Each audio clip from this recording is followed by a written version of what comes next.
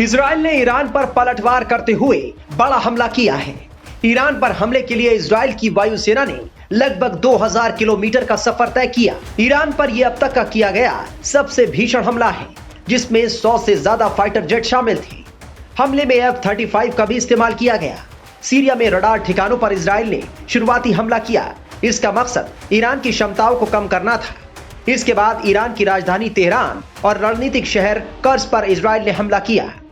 संघर्ष ना बढ़े, इसके लिए न्यूक्लियर और तेल फैसिलिटी पर हमला नहीं किया गया।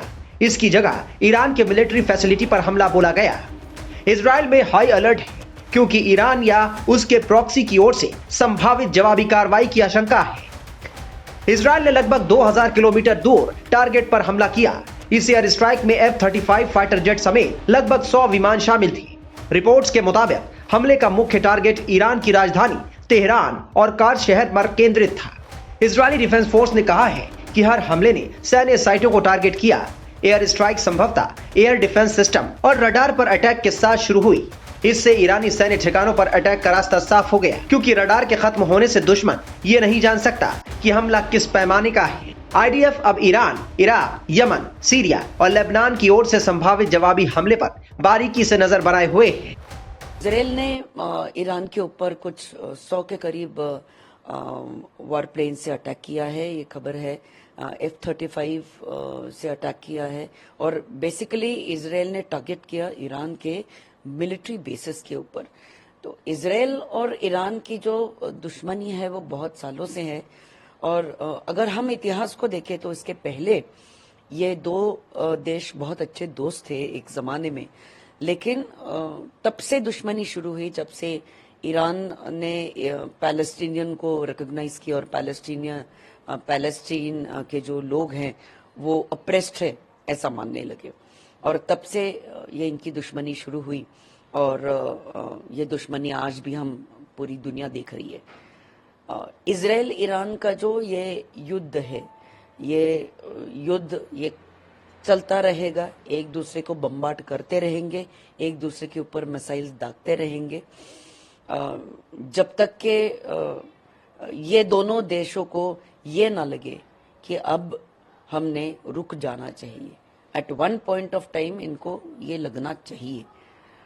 आशा करते हैं कि ये जल्द खत्म हो, क्योंकि उसकी वजह से महंगाई बढ़ रही है। मिडिल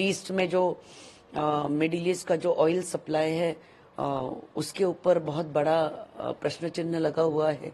और ये जो सारे मिडिल ईस्ट के जो देश है, ये सारे देश आपस में लड़ रहे हैं। एक तरफ लेबनान भी है, एक तरफ ईरान भी है, एक तरफ इजराइल भी है, तो हमास भी है। तो इनके बीच में जो लड़ाई है, इस लड़ाई में हमारे ख्याल से कि पूरी दुनिया को भुगतना पड़ा। इजराइल ने शनिवार तड़के ईरान पर जबरदस्त हवाई हमले करके पूरी दुनिया को बता दिया कि वो जब चाहे ईरान पर हमला कर सकता है। इजराइल ने यह हमला ईरान से बदला लेने के लिए किया है। इस महीने की शुरुआत में ईरान ने इजराइल पर बैलिस्टिक मिसाइलों से हमला कर दुनिया में हड़कंप मचा दिया था। तभी से पूरी दुनिया इजराइल के जवाब का इंतजार कर रही थी, और आखिर वो दिन आ गया जब इजराइल ने ईरान में घुसकर उसके सैन्य ठिकानों को निशाना बनाते हुए ये हमला किया। इजराइल ने ईरान पर हमला करने से पहले अपने सुरक्षा मंत्रिमंडल को रात में फोन किया। उनकी मंजूरी के बाद ही हमला किया गया।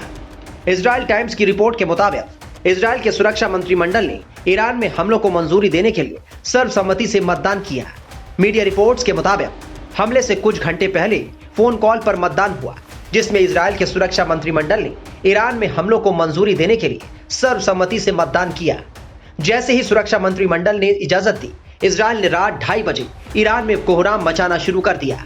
अब देखना होगा कि ईरान इजराइल के इस हमले का किस तरह पलटवार करता है।